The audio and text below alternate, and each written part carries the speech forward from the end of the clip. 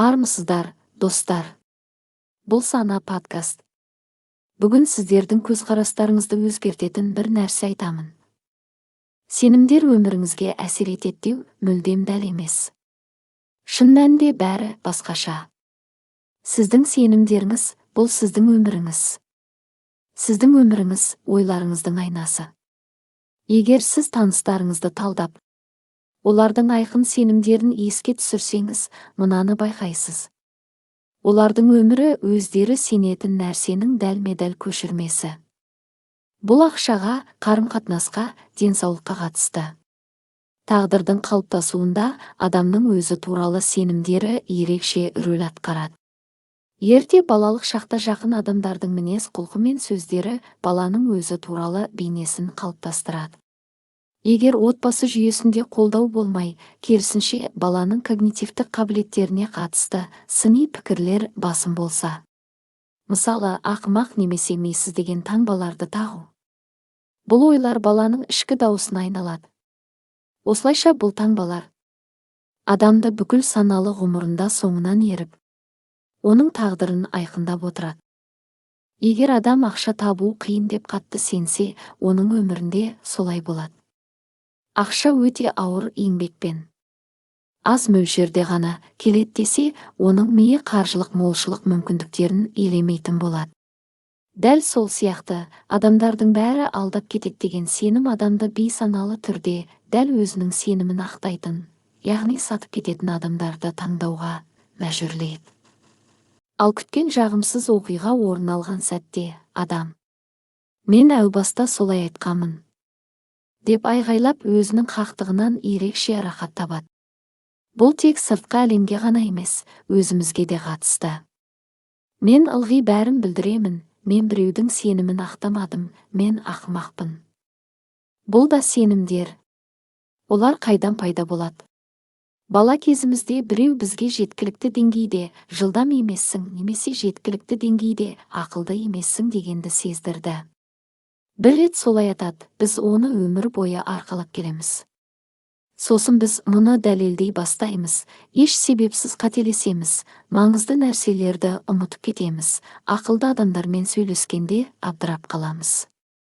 Өзімізге «Иә, мен дәл сондаймын» деп қайта-қайта дәлелдеу үшін қолдан келгеннің бәрін жасаймыз. Сондықтан да біз сенімдер бұл тағдыр дейміз.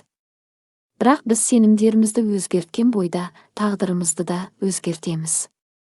Біздің бейсанамыз барлық бағдарлар сақталатын қара жәшік.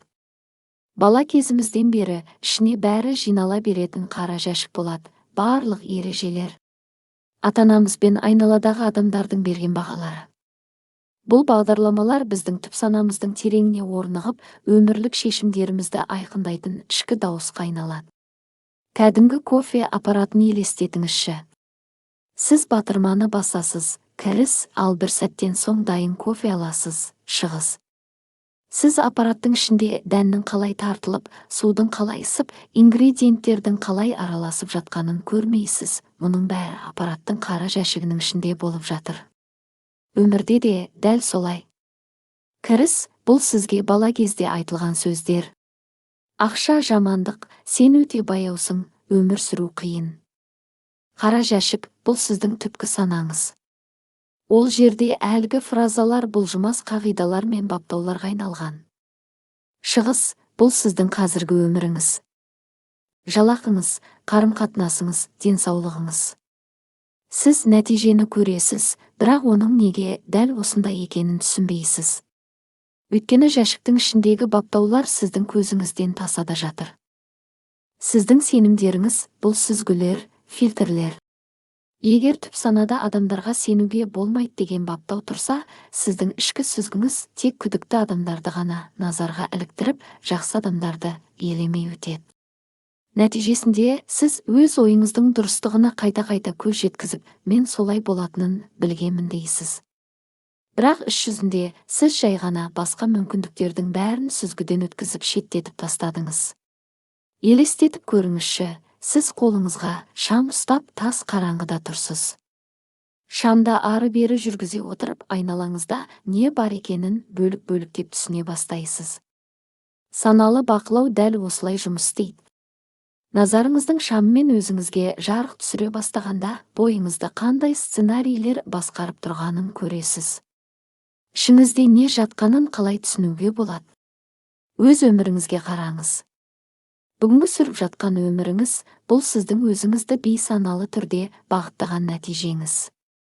Ақша мәңгі жетпей ме? Қарым-қатынас құра алмай жүрсіз бе? Демек, сіздің бейсаналы ұмтылысыңыз. Қолыңызда бардың бәрі бұл өзіңізге рұқсат берген нәрселеріңіз. Өз бағдарламаларыңызды түсінудің 4 жолы. Ойларыңызды құйрығынан ұстаңыз. Дәл қазір басыңыздан зулап өткен ұшқыр ойлар туралы болып тұр. Олар кездейсоқ емес. Егер сіз 40 жастан кейін денсаулық міндетті түрде бұзылады деп ойласаңыз, сіз бағдарламаны іске қостыңыз. Өзіңізден сұраңыз, мен өзіме осындай болашақты қалаймын ба, әлде жоқ па? Әлемнің субъективті екенін сезініңіз. Сіз кез келген көзқарасыңызды дәлелдейтін мысалдарды әрқашан таба аласыз. Мәселе тек сіздің қандай көзқарасты таңдайтыныңызда. Қорқыныштың табиғатын түсініңіз. Мазасыз қорқыныш бұл өзіңіз қорыққан нәрсеге деген бейсаналы ұмтылыс. Егер сіз балама бірдеңе болып қалады-ау деп қатты қорықсаңыз, бұл сіздің жаман ана екеніңізді білдірмейді. Мұның терең себебі бар. Соны табыңыз. Сонда қорқыныш сізді босатады.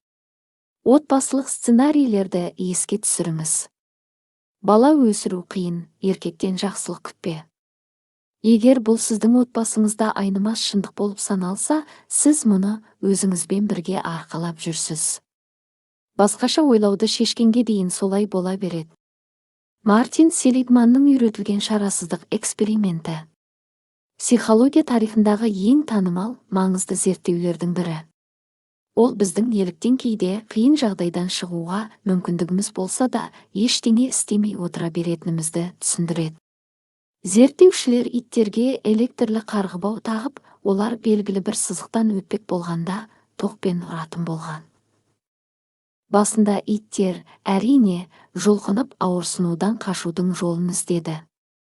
Алайда кейінірек таңғаларлық құбылыс байқалды.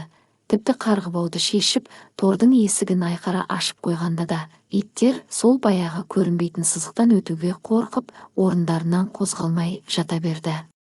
Олар ол жер қауіпті дегенге үйреніп қалған. Бостандық дәл қасында тұрса да, олардың ішінде тыйым орнығып қалған еді.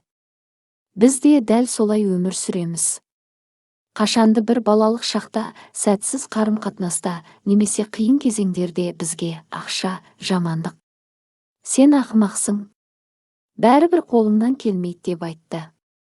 Немесе соны сездірді. Бізді ауырсыну мен қорқыныштың тоғы соқты. Енді сол қарғыбау баяғыда шешілсе де, біз сол сызықтан аттап өтуге батпаймыз. Есік ашық. Әлем шақырып тұр. Бірақ біз жатып алып, бұл мен үшін емес, ол жақ қауіпті деп ойлаймыз. Біздің санамызға сіңірілген пікірлер объективті шындық емес. Ақша табу қиын ба? Иә, егер солай ойласаңыз. Айналада арам пиғылды адамдар көп пе? Иә, егер оларды іздесеңіз. Мұның бәрі шындық. Бірақ бұл шектеулі шындық.